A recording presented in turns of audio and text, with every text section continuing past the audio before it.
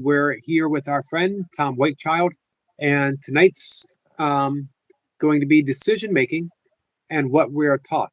I can't think of too many things more important than the decisions that we make because they affect everything. Yeah, one of the things that we discussed last week was this idea that consciousness, which is really how you process your reality through that lens, is comprised of three things. There's the assumptions, beliefs you refuse to question, and the decisions that you make. So in our world, we often think that the decisions are the most important thing because that's what we are aware of. We made a decision and then we look for the results. But we have to think about how we ever arrive at decisions.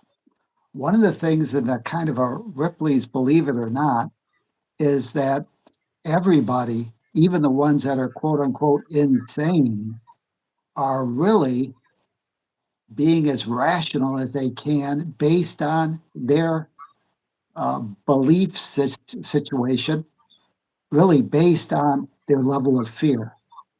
So whenever I do something and you think that it's irrational, that's basically because you're not in my shoes and you're not privy to my belief system, my assumptions about myself and my world.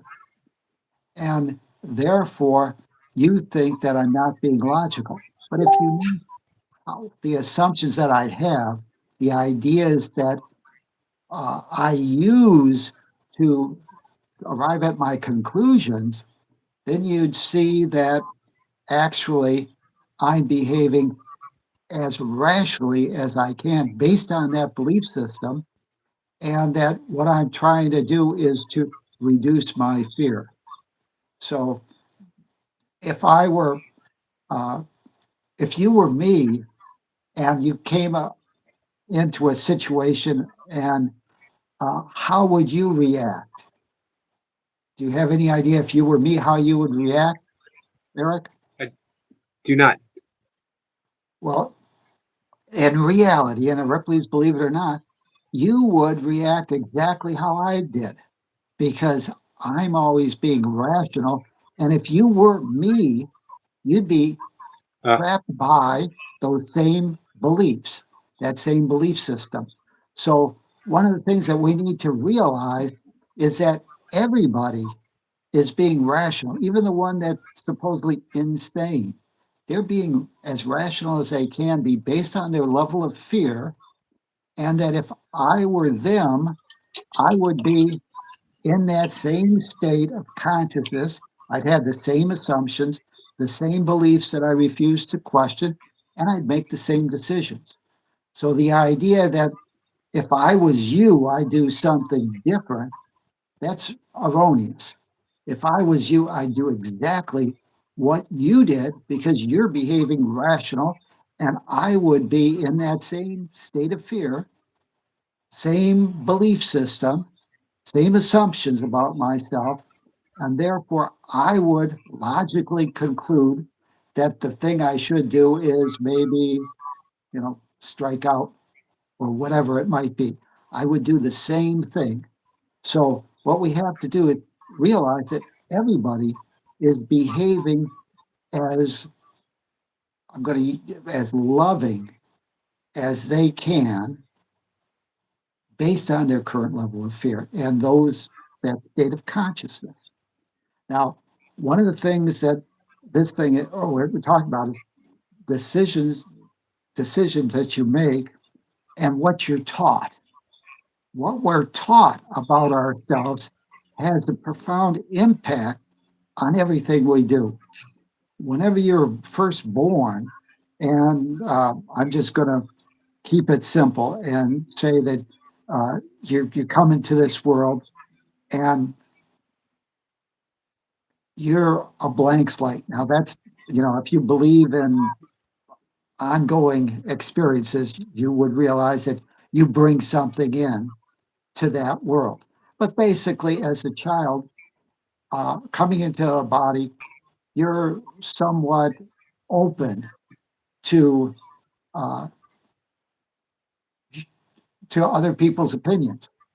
And what happens is you start absorbing your surroundings, your beliefs. So, what does our society teach us? Our society teaches us fear. Our society says that you're flawed. There's something wrong with you. Okay. And probably not only are you flawed, so is everybody else. Everybody else is uh, flawed, screwed up, a sinner, whatever you want to call it. And therefore, that's what you believe. Because as young children, we don't really have, the way our mind works, the ability to refute those things, especially whenever they're coming from an authority figure. If your parents say, Tom, you're the Detroit Devil, okay, that's what you incorporate as a reality. It's something that's not necessarily proven. It might have some uh, reasoning behind it, but uh, that's something that now I absorb into my conscious and say that becomes my reality.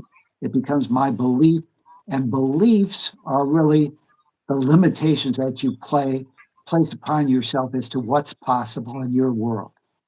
And so, what we have to do is we have to be aware of this insidious brainwashing that we've been given. Why?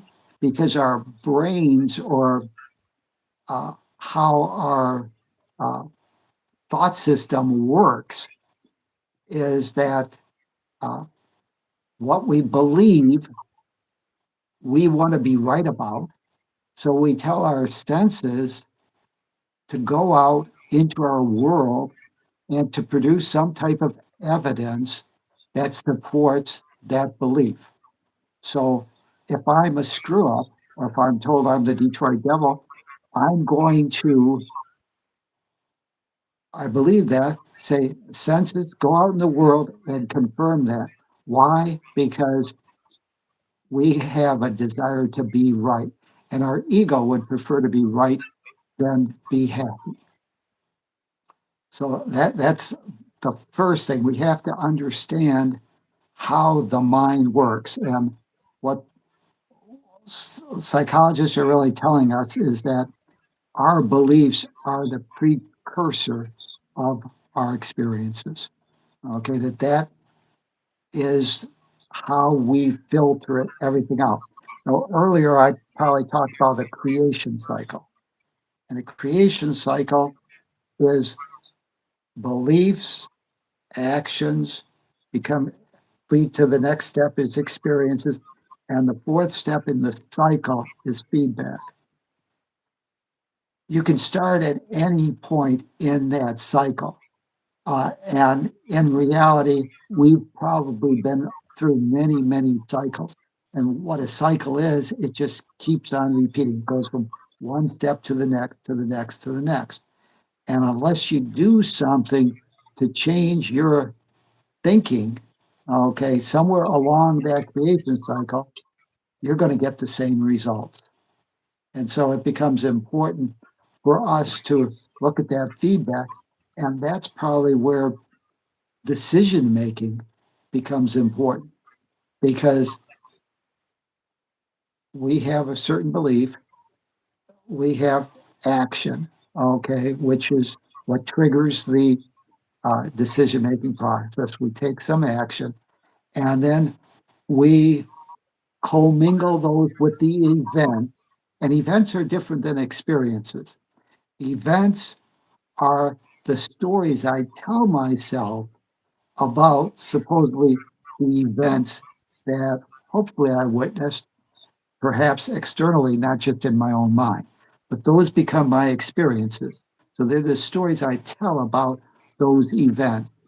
And it's going to differ from person to person, because you filter everything through your belief system.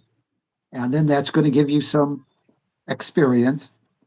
And then from that experience, you move into the fourth stage of the creation cycle, which is, in this case, feedback. And you say, based on the results, did I like them? Okay. And based on that, you decide whether or not everything's fine, or you if you realize that this is a creation cycle, which people don't do, you'll realize that you have to make some change in that cycle. You have to take different action, you have to take different beliefs, then you get different experiences. But most people, whenever they get to the feedback cycle, what do they say? They say, why did this happen to me? What externally caused this to happen? The most important question you can ask yourself in the feedback cycle is this, and this is true whether it's a good experience, quote unquote, or a bad experience. What would I have to believe about myself to cause that experience to come into my awareness? Because if you understand that this is a cycle, you'll realize that it is your own beliefs. And now, whenever we go back and we've been indoctrinated into a fear based thought system, the first things that we think about is that we're screwed up, we're flawed, there's something wrong with us. We have to earn love. We're not entitled to anything. There's something radically wrong with me, not radically wrong with my plan. So that's the important thing. When we ask ourselves the question, and it's always, what would I have to believe about myself? Okay, because it's always about yourself.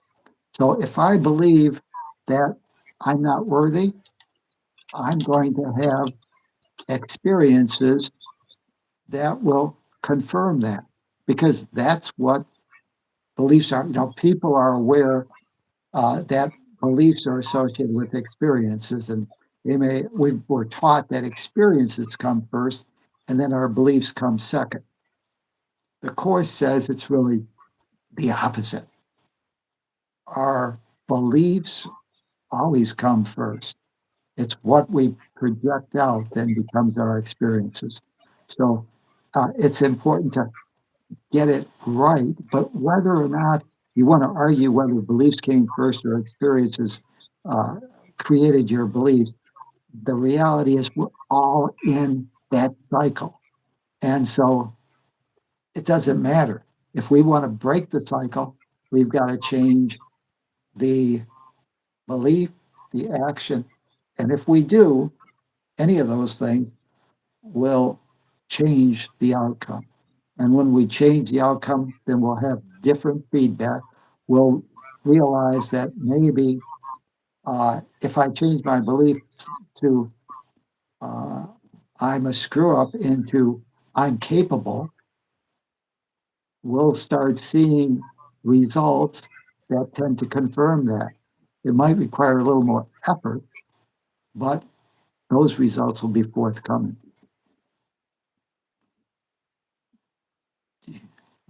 Okay. Did you have any question or anything like that, or do I you? was wondering if we tied this together in our conversation last week with assumptions.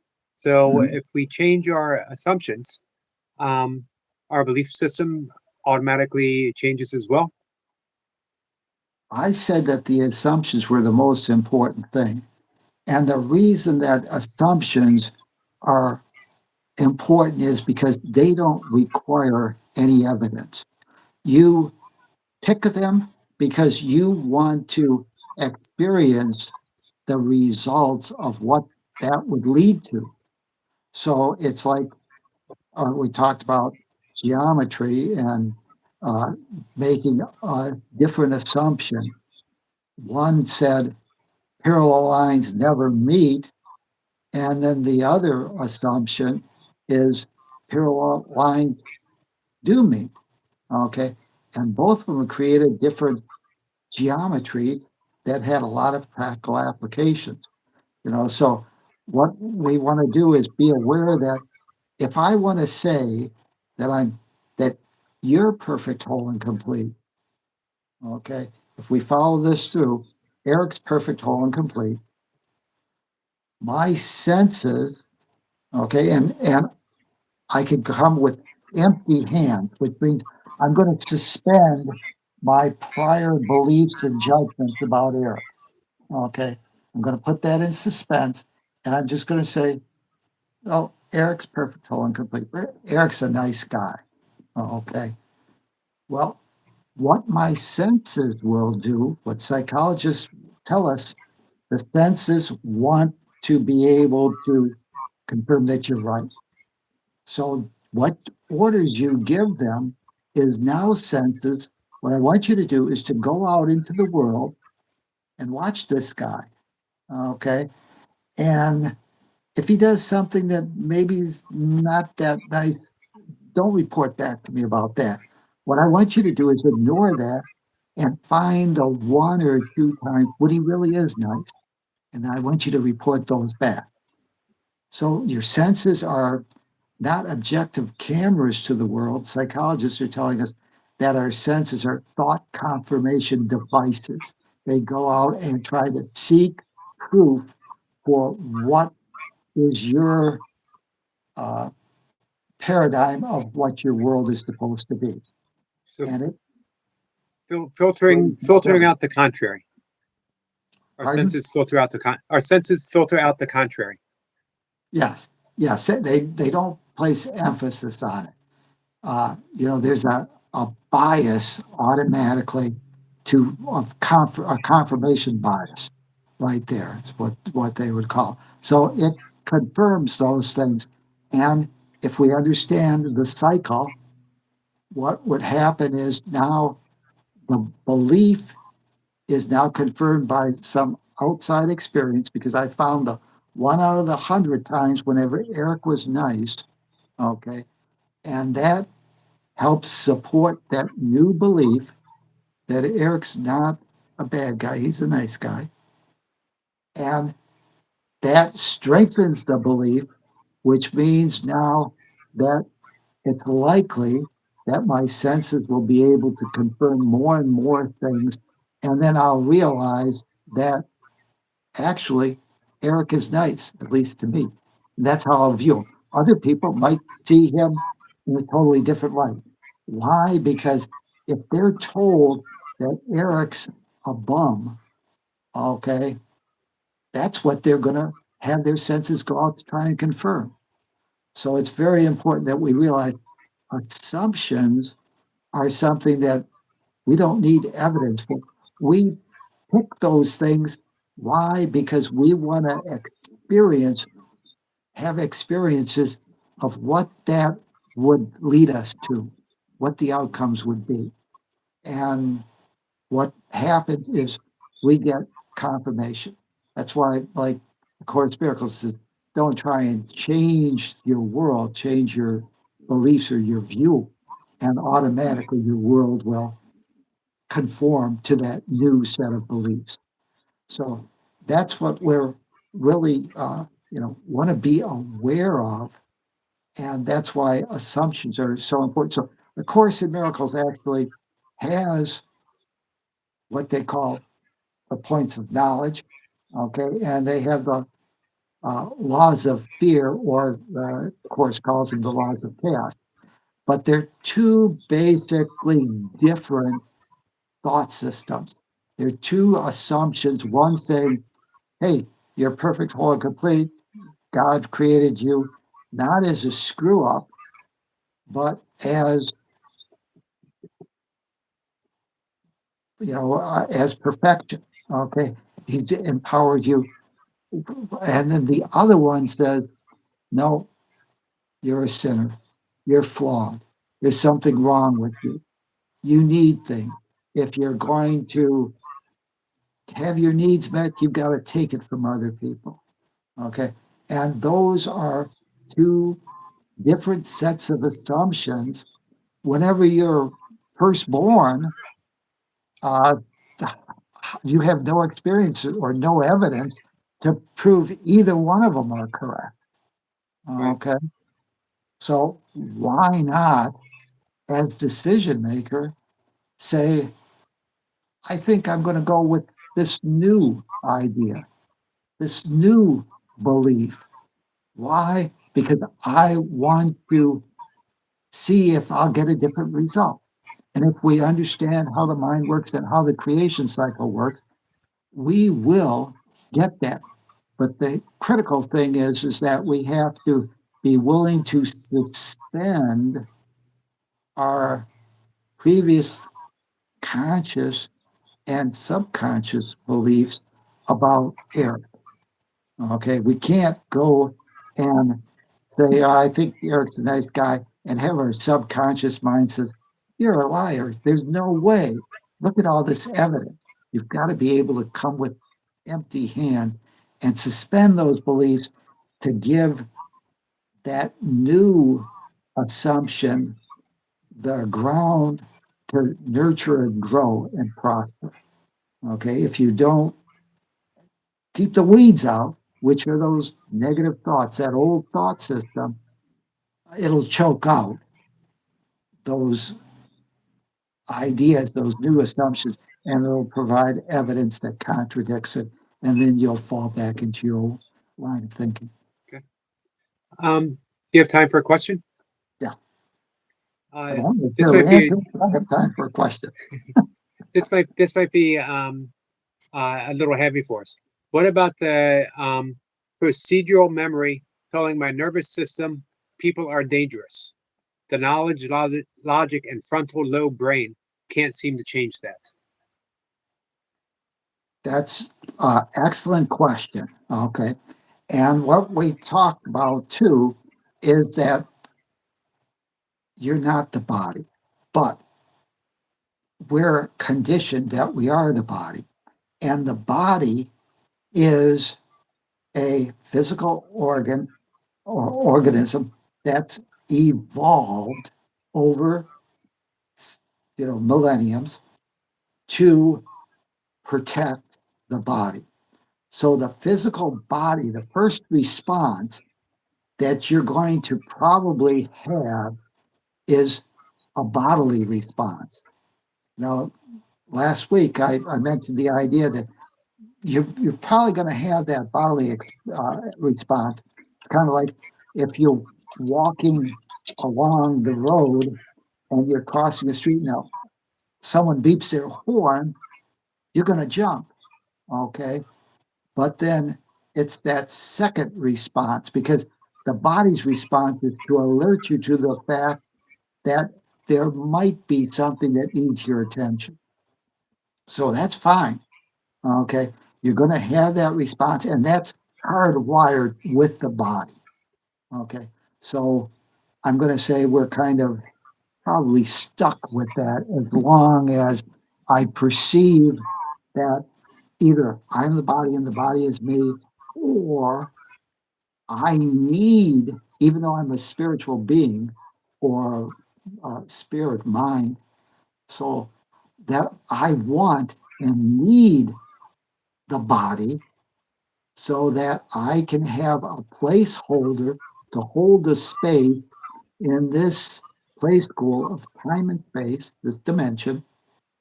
And if I don't protect the body, I won't have the learning experiences that I've come here to gain. So, what we're saying is not that our uh,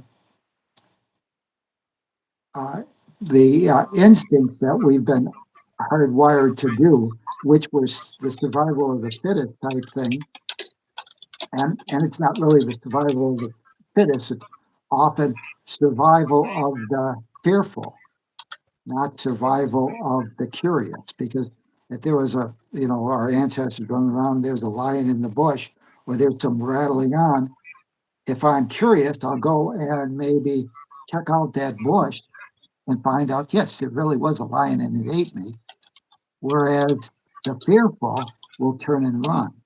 And even though there was just a mouse or there was just a wind, that's how they react. So we've been uh, genetically programmed for fear, for a fear response. But that's the initial response.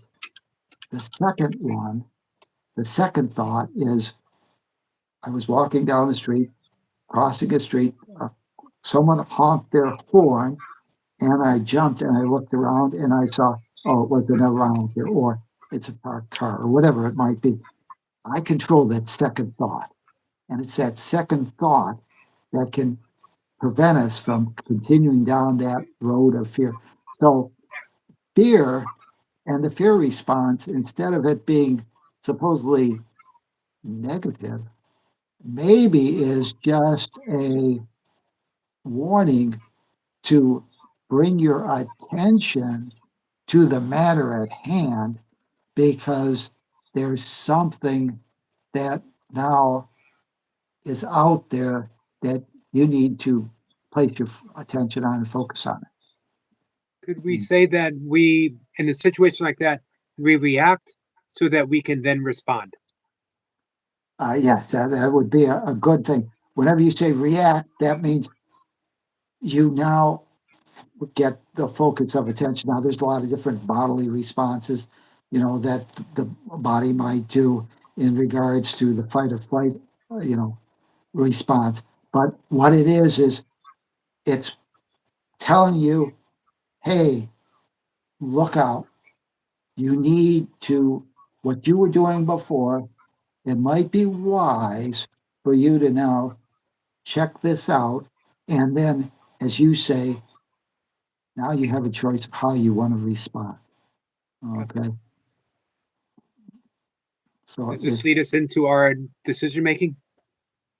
well, the decision making is really, whenever you understand decision making as being based on your beliefs, and that really uh, all decisions are going to be, you're going to be as loving and logical based on those beliefs. Uh, really, decisions are, I'm going to use the word preordained by those beliefs. So whenever I believe that I'm limited, what happens is I have limited options as what I believe is possible for me. So if I believe that I can't succeed at something, I'll probably not even try. If I do try, because my ego or whatever you want to call it would rather be right than happy, it'll argue for those limitations that they are right, and it'll provide the evidence that I do, quote unquote, fail. So, decisions, really, everybody is responding in the most loving way as their level of fear will allow based on their overall thought system. And that's why I said at the beginning, it's important to realize that we're all being logical, but you have to get inside that person's mind. And so if my beliefs have said and limited all my options so that the only thing that I think I can do is, in faith in this situation, is maybe uh, shoot you. Okay. That's what I'll do. Okay. And if you were in my spot and in that same state of fear, that same state of limitation, and you were logical, that would be the logical conclusion that you would do. So, in some set, decisions are preordained by your limiting beliefs and your assumptions. So, what I'm saying is, if that's the case, and you decide to change the idea to say that instead of me being a victim, I'm responsible. And we can talk about victim consciousness and responsibility consciousness. And responsibility is the ability to respond to a particular situation, as opposed to the victim that thinks that they're powerless. So if we now believe that we move into responsibility consciousness, what I'll perceive is that I believe I have more options on how I can respond to that situation than somebody who believes that they're a victim. If you believe you're a victim, you just maybe just sit there and, you know, uh, the other person will shoot you, I guess, or whatever it might be. But that's just an example. So, what we want to do is realize that beliefs, generally speaking, if you say, why do I believe something? Normally someone will come up or be able to give you some rationale behind it. They have some reason. And so beliefs are kind of supported by some logic. You say, well, Tom told me this, or whatever it might be, or I've had this experience to support that. But there's other experiences that are out there that maybe would contradict that. But beliefs, whenever we start locking in a belief, then we also uh, start telling our senses to always confirm it. We've got that uh, bias of wanting to be right. So we have a confirmation bias to prove that we're right rather than maybe wrong, which gives us the opportunity to be happy. So, you know, the idea of assumption, just say, hey, here's a strange idea. Uh, I'm God's beloved treasure, or I'm worthy of being loved. What a strange idea. I wonder what would happen if I actually lived and assumed that was the case. Psychologists tell us if you assume that, you'll start actually having experiences to confirm it. Well, okay, so now you got to make sure that you don't slip back into your old stinking thinking and old beliefs, and you consciously say, and maybe it requires you to consciously say, I'm God's beloved child, or I'm not a screw up. I'm worthy. I'm worthy. I'm capable. I'm capable. You tell yourself it often enough, and it becomes more and more believable. There's Goebbels, who was the Nazi propaganda minister, said if you tell a lie, know, a big lie often enough, people will believe it. And that, uh, the evidence for that is overwhelming. That you can, just by repeatedly saying something, other people will, and yourself will believe it more and more and more.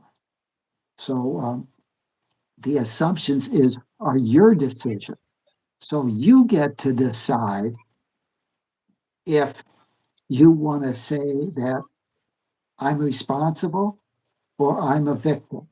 If you want to say I am a body and the body is me, or if you prefer to say I'm unlimited spirit, or with or without a body, I still exist. Those are assumptions. You can't necessarily prove it, but you say, I'm assuming that, and I'm going to act as if. And when you act as if, you often find out that it's true.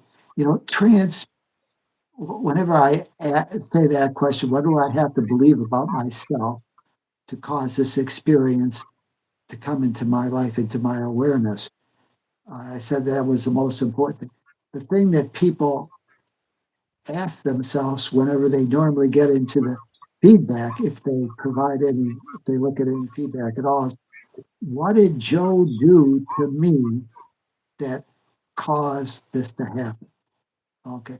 It's always about the other person. rather than yourself. No, it's your own belief that you thought Joe could do something to you that is the problem. So you've got to be very careful. You're not asking the question, what would I have to believe about my world? It's always about myself, because thoughts become things. Your beliefs are the precursor of your experiences. The world is a reflection of you. The world is a reflection of me. And whenever we speak of the world, that's that inner world, how we view it. Okay. Um, we have a question from our friend Adam. He wants to know, could we see the ego as a value that could we see the ego as a valuable tool and not the driver of the carriage? Here's a question I'll throw out to you. Um, you know, you're probably familiar with the guy Jesus Christ, or at least have heard something about him. And perhaps if you're aware of some of these things, like the Course in Miracles that supposedly uh, coming from him, does Jesus have an ego?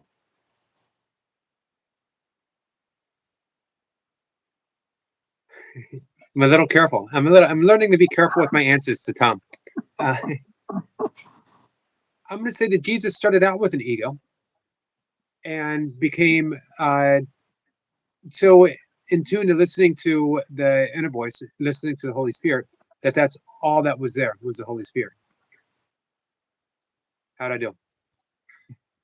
Well, you tried your best to try and comply with the general consensus that we're not supposed to have an ego because the ego is bad.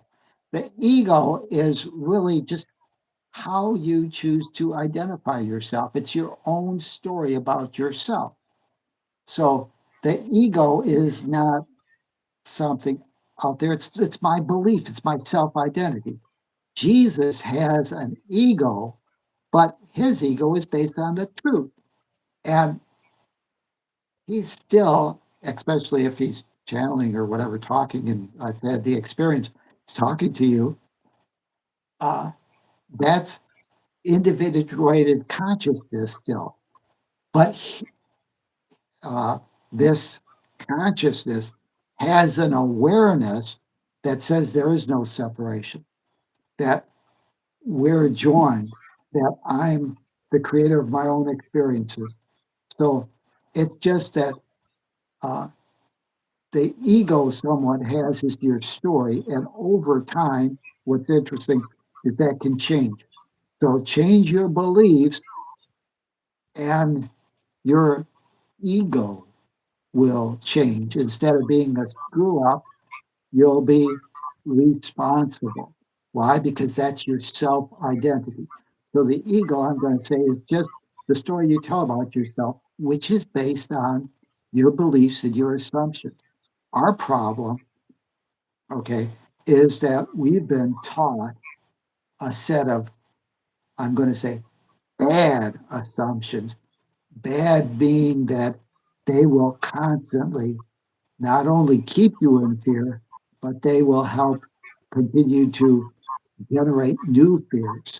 So you can never be happy if you believe that there's something flawed with you, that you believe you have to earn some type of salvation.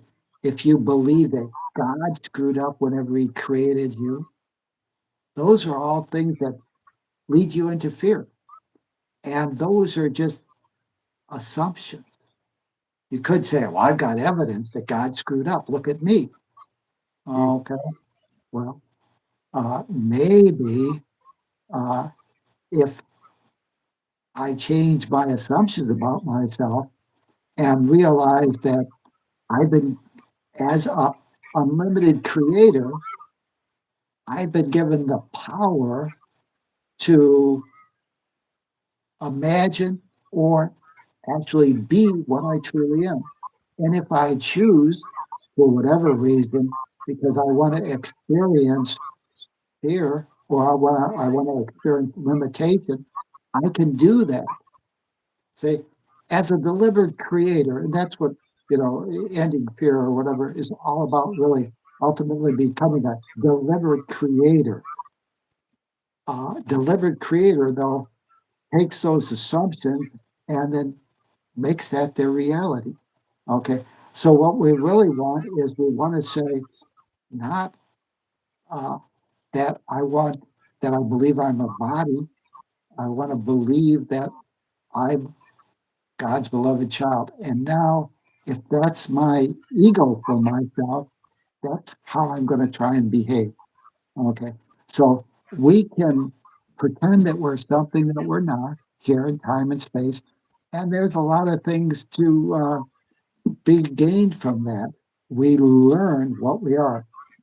You know, uh, I mentioned transparent beliefs. If we look at transparent beliefs, those are beliefs that you kind of know that are true, or you assume that they're true.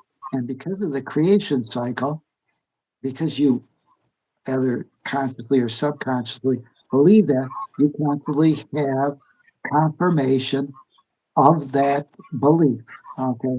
So, uh, but whenever you look at a transparent belief, you start realizing that maybe the proof is not the experience, but because I believed that that was the case, that became my experience. And then you start questioning, now, maybe if that's the case, then maybe my belief is not as locked in stone as I thought it was. Maybe I have the power to modify it or change it. And depending on what you want, a lot of people will baby step their way. One of the problems with being, I don't want to say a problem, delivered creator is if you're having problems manifesting, it's because you typically have conflicting beliefs. For example, you want to be a millionaire, but you believe that, uh, you know, work is hard, or you believe that I'm not worthy. Okay. So those are conflicting beliefs. Okay. So most of the time it's because we have conflicting beliefs. But there could be a lot of times when the reason that manifestation is slow is because you want to take your time, baby step your way there to smell the roses. So, like, there's nothing wrong with uh, having an experience and not getting the perfect results. Sometimes people learn better by that, having those experiences. So, what we want to do is realize that it's a process and not a destination. So, we're to reawaken to the truth of what we really are. We're here to uh, discover that we actually are, I'll say, a good person or a love informed, whatever we want to say. Uh, we want to discover that and actually be that. It's easy to be a holy man on a mountain, but can you do it in town? That's where we're here on this planet, to see if we can be forgiving when we get sand kicked in our face. And that's why we're here, because it's easy to be loving whenever everybody's, kind to you and you have no worries or cares. But can you do it when you got some skin in the game? That's the key. Okay. And that's why we're here, because we wanted to demonstrate the truth of what we are. Our decisions are important in that when we make a decision, and therefore we get a particular result. What we get is a litmus test of what our true beliefs are, what are what we really believe deep down. So it's easy for me to say, hey, if I was Eric, I would have done this and that. Okay. But until I'm in Eric's position, I won't know that. Okay. So what we came here for was not just for the intellectual knowledge that we're uh, a nice person or that we're loving or we're whatever it might be. We came here to demonstrate and be that. And we're here in a long term pattern of reawakening. We might be baby stepping our way there, but that's where we're headed, to reawaken and to be ourselves because ultimately uh, you can only be what you are. Let me ask you this question. Uh, if Johnny was playing that he was a dog, would that be a problem? If your kid was playing, pretending that he was a dog, is that a problem? No. Why not? I think I see where you're going with this because he doesn't truly believe that he's a dog. Okay. If Johnny, well, in playing was lifting his leg and all that other stuff and acting like a dog, and he told you, I'm not Johnny, I'm a dog, is that a problem? Or No. do we on the level of this world perceive Johnny to have a problem with perhaps reality now? Right. Okay. Um, So go ahead. I'm sticking with my answer. No. It's not a problem if Johnny thinks he's really a dog. Um, no, we're assuming that. Okay, I'm gonna let you finish. I think you. I was this time. I thought, okay, I got it. I got it. I got it with Tom. But again, you're one step ahead of me. Well, I just at that one step, it's just in our world when you misperceive imagination to be your reality, we say you're delusional, or we might say you're psychotic or you're insane. Okay, we're here, uh, and I'll say that the course is saying that we've misperceived what we are. And although we came here to play that we're limited, we actually forgot that this is our play school. We Right. thought it was a place where we had to get it right and prove that we were worthy or that we could do some penance for something. So we bought into that and made it our reality. And the course will say we're insane. You know, in my uncovering your default belief class, I've got a 25-point questionnaire. I call it the insanity quiz. And what's interesting is whenever you fill it out, you realize how insane we all are. Okay, really 25 questions. At the end, you found out that you've answered them all, uh, arguing for your rightness instead of being happy. That we're so geared towards being right. And that's why those assumptions are so debilitating.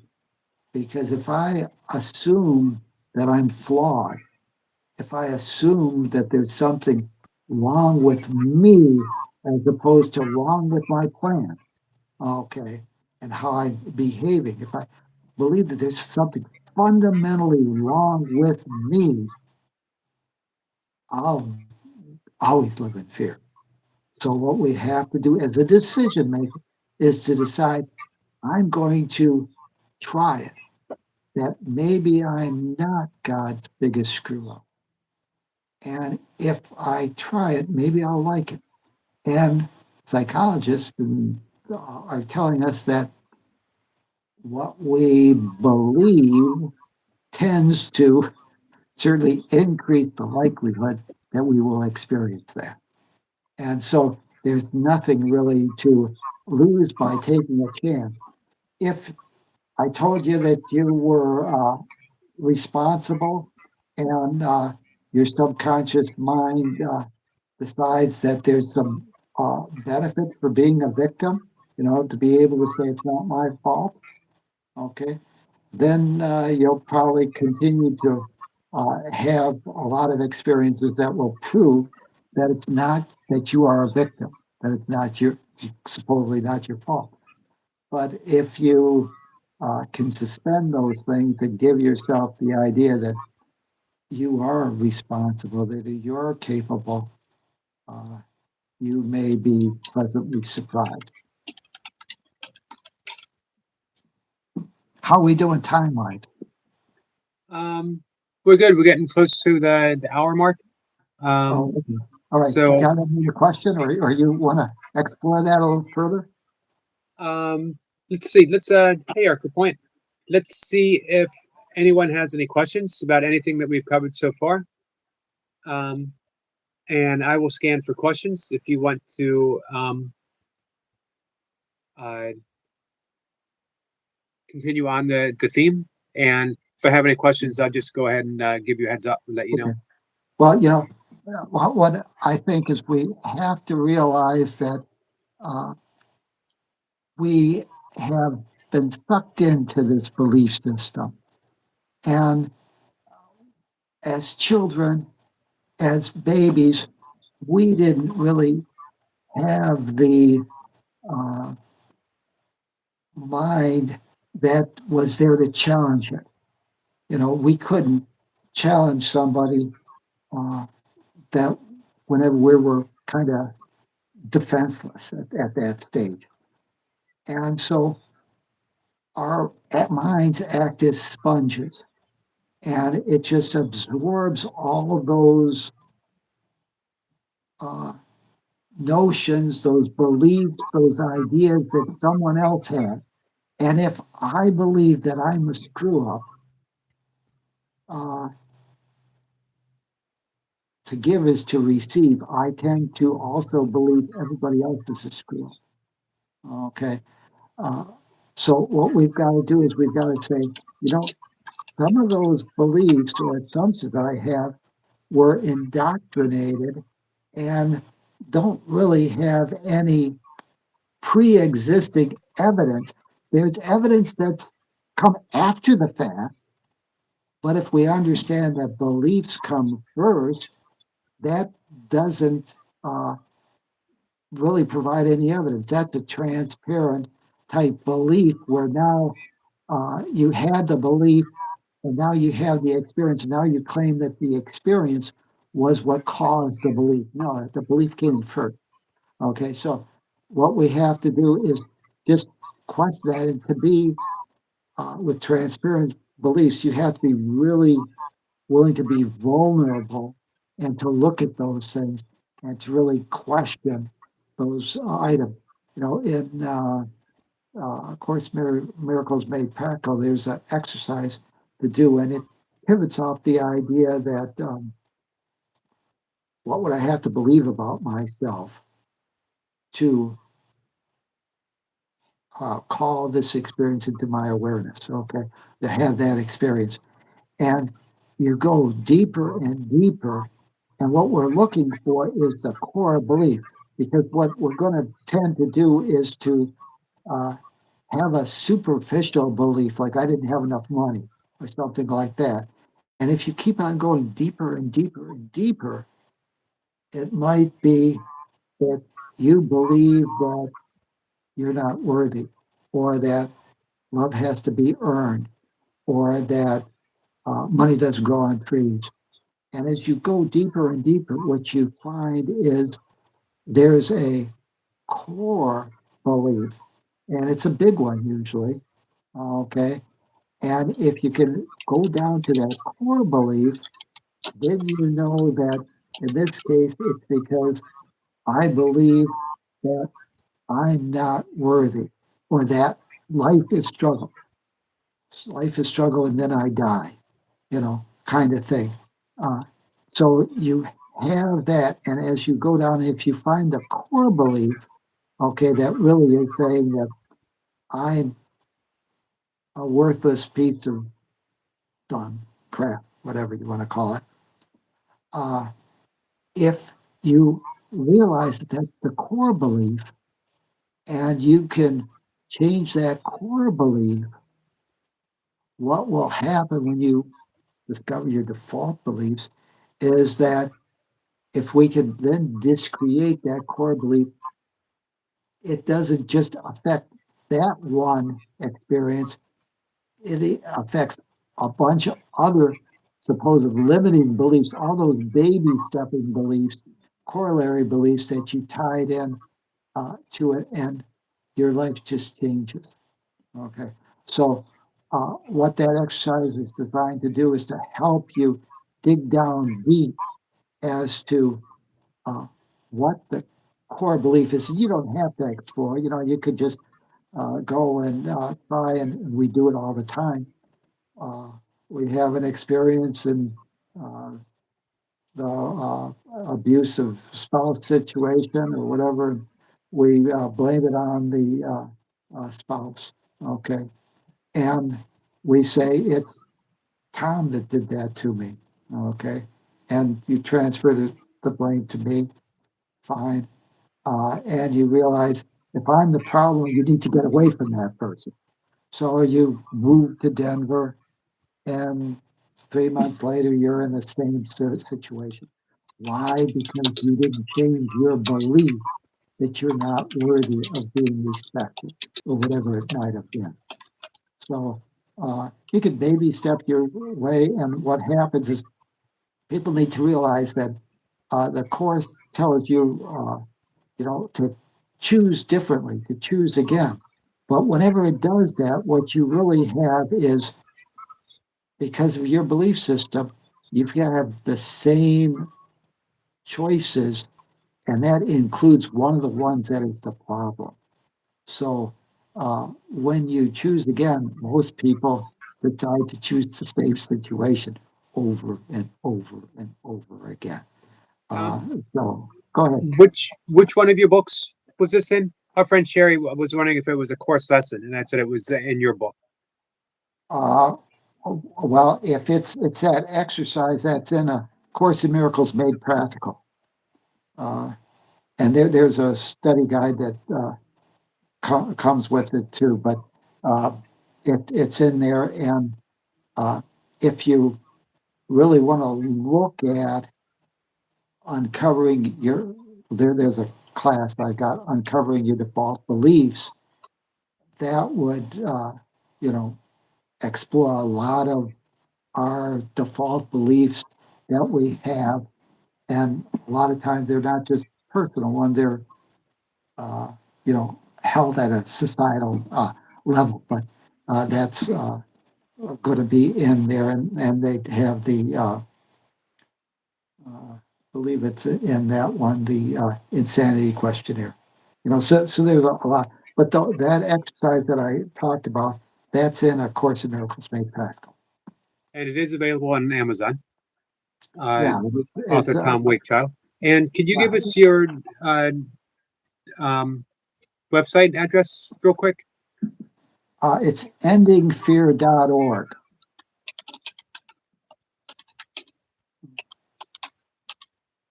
And you were saying you have classes there, right? Yeah, I don't. Well, there's classes that you can take. They're online classes, so they're kind of evergreen. You just take them, and you uh, can. They're not like a certain schedule. You have different modules that you do, so you go at your own pace. So there's classes, but there's a wealth of information on the website. There's a wealth of information uh, in the understanding your uh, of Course in Miracles series too. But I think the two important books, if you were going to look at them, because they're geared also towards the general public and they're readable and they're easy reads. You can study them, which I would recommend, or you can just read them and be entertained. But we would want you to transform your life to become a delivered creator. So this is the one, but this one right here, if you're not a spiritual person, I mean, you want a rational approach, you want science, ending fear, the 7-hour formula for fearless awakening, uh, is something that will uh, help provide the evidence. And this one here, uh, Understanding A Course in Miracles Made Practical, one of the key things on this book is that we tackle the question of what came first, beliefs or experiences. And because if you get that, if you can accept the idea that you're empowered and that your beliefs generate your experiences, you have the ability to end fear.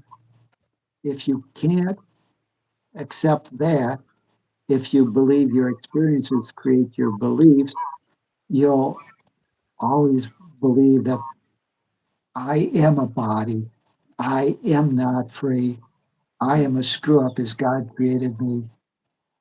Everything sources my experience but me, and nothing I can do about it. I nothing everything causes me to lose my inner peace. Okay, so that's the difference. And what we're wanting you to become, we want to empower you to realize that you are not God's mistake, you're God's greatest treasure. This uh, ending fear, and it's really a book that will help people realize on a rational basis why uh, you might uh, want to realize that you're that you're not the body. I'll just put it that way, and that there's a lot of evidence that would support that. So, what both of these books, but especially Ending Fear, because Ending Fear also talks about the creation cycle, a lot of things that are really of this world. As a matter of fact, it although I've said that it's part of the A Course in Miracles series, Understanding A Course in Miracles series, it never mentions A Course in Miracles at all, uh, because this is something to uh, bridge that gap and for the general audience that maybe doesn't necessarily have a spiritual bent. Both of those are helpful, and I would highly recommend them. Of course, I'm biased, but if you look at the reviews, you would see that that's awesome too. Other people recommend it too. Oh, okay. Um, we have a friend who said that if you could expound on this, not so much a question, but maybe you could offer a view on this, that perhaps early in life experience created beliefs, but as adults, it's not the case. One of the things that we need to realize, and whether you believe this or not, but whenever we come into this world, we're not necessarily a blank slate. That we bring in a lot of baggage with ourselves. And as an adult, you carry a lot of that baggage. And because of your beliefs, you are going to have plenty of experiences to justify why you are what you are. So the creation cycle, like I said, there's 4 steps to it. and I'm going to say the 4 steps. You can start at any point, but beliefs, actions, experiences, feedback. That's the cycle.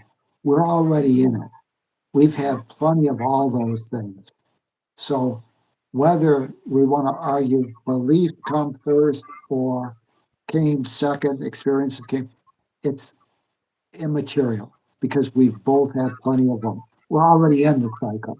So now the question is, you're stuck in a cycle you don't like, a negative creation cycle. Okay, you got 4 options. Okay, and there's only two that really offer any real possible solution. That's beliefs and that's actions that you take. Okay, so those are the two that we have to focus on and try to change. Experiences are our stories about it, and experiences tell us uh, the results. Okay, did our either beliefs or our actions align with what we were hoping? And if they did, we need to change either our actions or our beliefs. Okay, uh, that feedback, which people ignore, the fourth step, feedback, where we take those experiences, which are our results, okay, not the events, that's our stories about those events, okay, but it's our interpretation of, take that feedback, and now we ask ourselves, what would I have to believe about myself to have caused that experience? One, I'm a stupid person. One, this, and start looking at those things and saying to myself, does that support what I want to be those results? Is that a supportive or a unsupportive belief? If it's unsupported, unsupportive to what I want, I need to make a conscious choice to modify that belief. Most people, if they say I'm a screw up, or like for myself, I'm dumb, uh, then I'll say I can't make that leap of faith to say I'm a genius. So I'll say that Tom's born stupid, but okay, if he studies hard, he'll get good grades. Now I have to baby step or study hard to get it. But I made a corollary belief, an exception to the general rule, which gives me an opportunity to get good grades. Now, if I take different action, which means now I study hard, okay, then I may actually get some of those positive results. If I do, if I get a C instead of a flunk, then I say, hey, maybe this idea of studying hard has some benefit that increases my believability that not that I'm not stupid, that I'm stupid, but that I can, if I study hard, I can do okay. So now I have that belief that gets strengthened and confirmed, and it's just a repeating cycle. Now I have to struggle a lot, but I get the result that I want. If I could have made that leap in faith, and there was somebody who's became the head of the Mentor Society, or the one that for the geniuses, but he was told that he was a dunce. Okay, they had the test, he was a dunce. Okay, they told him that, and that's how he behaved. Then, I don't know, about 18, 19 or whatever, they discovered that someone had made a mistake and that he was really a genius. And instantaneously or overnight, he became that. He went on to become a head of the Men's Society and inventor and stuff like that. That one belief, he was able, just because now he had evidence that they said, hey, no, you're really a genius. We screwed up. Okay. He was able to turn it around. Most people will argue for their rightness and have their experiences that confirm that they're a dunce and therefore continue to be that because they'd rather be right than be happy. Well, that's just the way it is, and there's nothing wrong with that. Okay, we've got all the time we need to get it right, and if we want to spend 1,000 lifetimes doing it, uh, you know, we're all going to wake up in the end, and you're all perfect. And it's uh, the end result is guaranteed. It's just a question: when will we give ourselves permission to accept that? And that's what we, need to be aware. If we want the biggest thing we can do, because it doesn't require any evidence. This is why I said assumptions are the most important thing. Or can give you the biggest leap is to say, you know, what I've been told about myself doesn't support who I want to be. The belief that I need about myself to become that person is A, B, C. From now on, I'm going to assume that that's what I am. And you might tell yourself that, and affirmations help, but uh, we need some belief because without that belief, you do something. If I said, uh, Eric, can you lift up this book, or something in front of you, or this uh, box of tissues, uh, and I said, try to lift it up. Could you do it? Um, could I try? Yeah, I could try. Um, you either lift it up or you Or you don't. don't. Right. Okay, and that's the whole thing. So like, uh, just you say now that I am this, and you start moving in that direction, and you start realizing that you maybe need some additional skills, and that's all right. That's just saying, if I want to do good in school, I need to read or I need something. And so you practice and hone those skills and you become better and better at it until it becomes second nature. And you realize that I am that person and it becomes second nature to you. So there's four levels of learning, and we don't have time to go into them. But, you know, certainly they're in one of these two books. I know they're in this one, but I suspect that this guy's got to probably have it in there. But anyways, there's we just need to say I deserve to have. I deserve to be happy. I deserve those things, and therefore I'm going to do my best to uh, tilt the playing field so it's in my favor. And your belief that you're worthless is not a belief that helps you get to the goal. So now what we have to do is we have to change that belief so that we can slowly start tilting the playing field so we're not always running uphill, that we start moving and start building momentum. And we do that, uh, first of all, by changing. If I told Eric that he could uh, lift this book, uh, if he didn't believe that he could do it, and this is why beliefs always come first. If you didn't believe that your action would have some consequence, there'd be no reason that you would ever take action. Okay, so like if I believed, and this is the problem with limiting beliefs, if I believe that I can't fly, I'll never take any action that will prove differently. If I believe that I can't walk, I'll never take any action. So the only reason we take action is because we have some belief that it may have some consequence. And so beliefs always come first.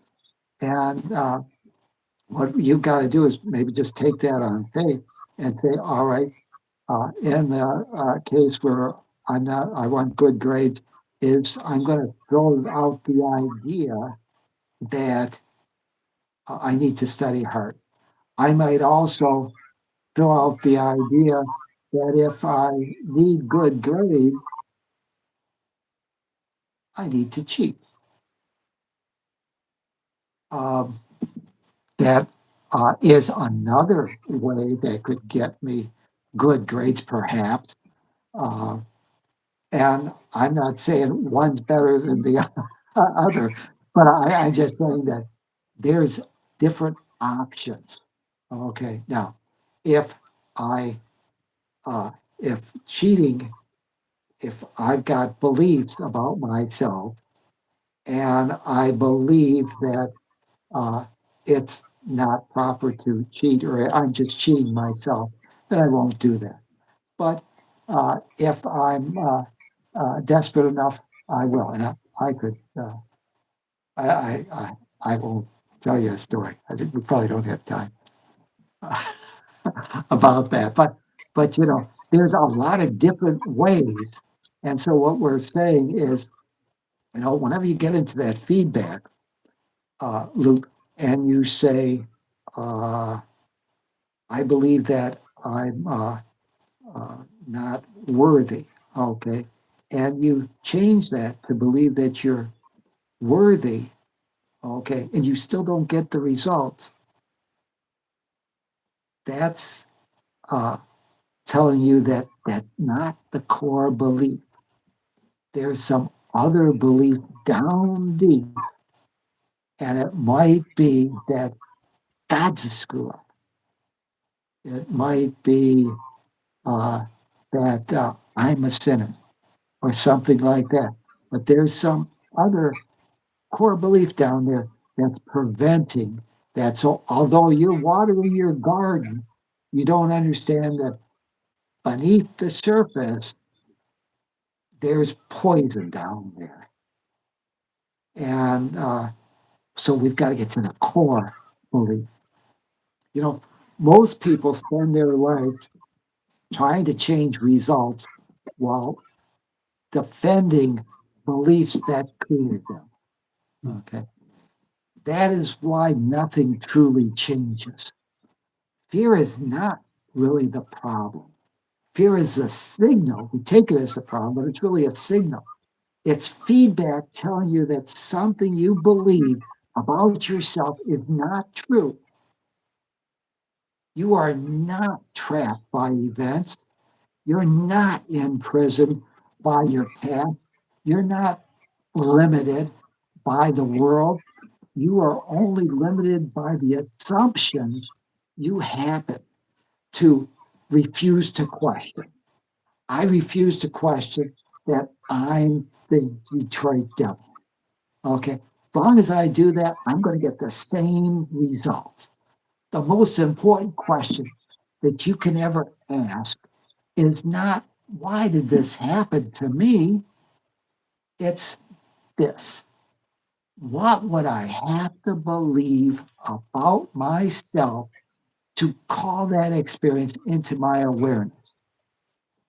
That's the most important question. That single question restores you to your rightful place as the decision maker.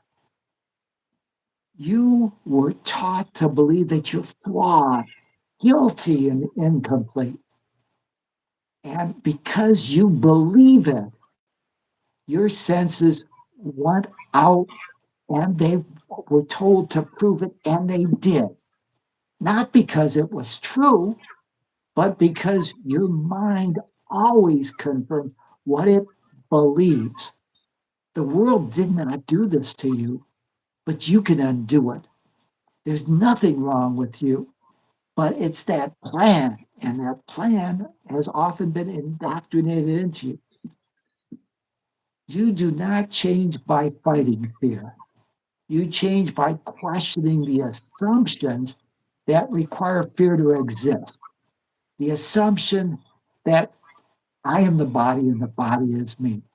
The assumption that I'm God's mistake, not God's beloved treasure. The idea that I'm not free, that anything sources my experience but me, and that anything can cause me to lose my own peace, and I'm powerless to do anything about it. Do not change by fighting fear, change by questioning those assumptions that require it. Okay, because that's what they do. Okay, uh, freedom begins the moment you're willing to suspend belief long enough to test a new one. Open your hands. No defenses, no argument, no, just willingness. Put aside your need to be right. When you realize that beliefs create experiences, responsibility returns without blame and the power returns without struggle. At that point, choosing again is no longer an effort, it becomes natural. And that is the moment that fear begins to dissolve.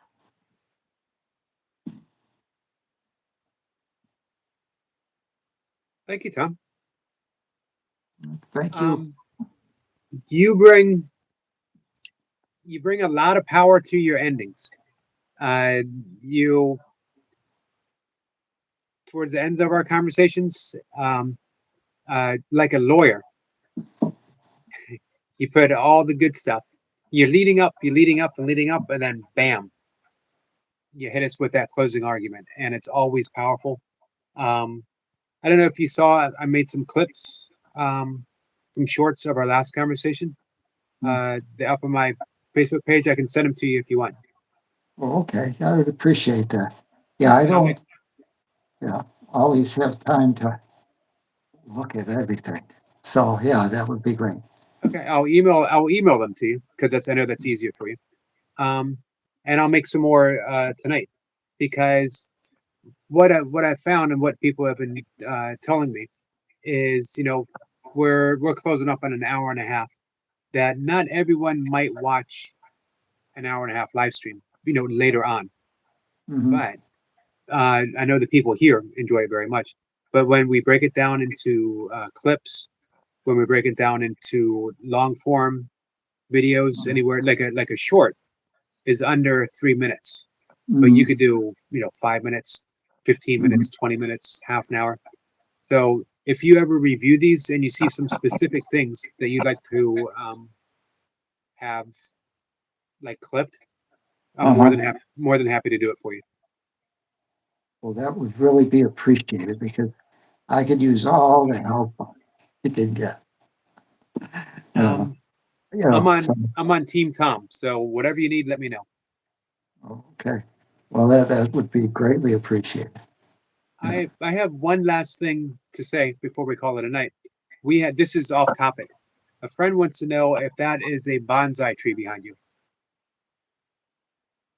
Uh, it is and it isn't. Okay. It is the shape of a bonsai tree, but it's not alive. It's a fake. The fake. You know what? People in the chat made a bet on it. I don't know who's going to win the bet. Um, a friend said, "I'd bet $100 that that's not a bonsai tree. Doesn't seem like there's enough room for roots." And another friend said, "Yes, it is," and they bet $100. So I don't know who's going to win because it is a Yeah. bonsai tree. Yes, it is a bonsai tree, but it's not a bonsai tree. It's Right. kind of the thing of the boy pretending that he's a dog. But there you go. So I think the bet is nullified. Oh, okay. You can save your $100, Adam. Thank you for that, Tom. I appreciate that. Okay. And thank you for tying it in with the boy believing he's a dog too. Uh, one more closing argument there with Tom. Um, so Tom, we're going to wrap things up for the night. Okay. I will send you the clips, and if there's others that you want, let me know. Okay. And like I said, Team Tom, whatever you need, let me know. And Okay. next Tuesday, Next Tuesday would be fine. okay, send me the information what you want to talk about. Okay. Yeah. And if somebody has questions or whatever, if they want to put them in so that we can cover them, we may or may not, but at least that gives me some direction. That could be helpful. Okay. Thank you, Eric. The point. I will see everyone tomorrow. I'll be live at 5 in the morning. Tom, thank you again. I always appreciate you, my friend. All right. Thank you. Thank you Take for care, being. guys. All right. Bye. Namaste. Namaste.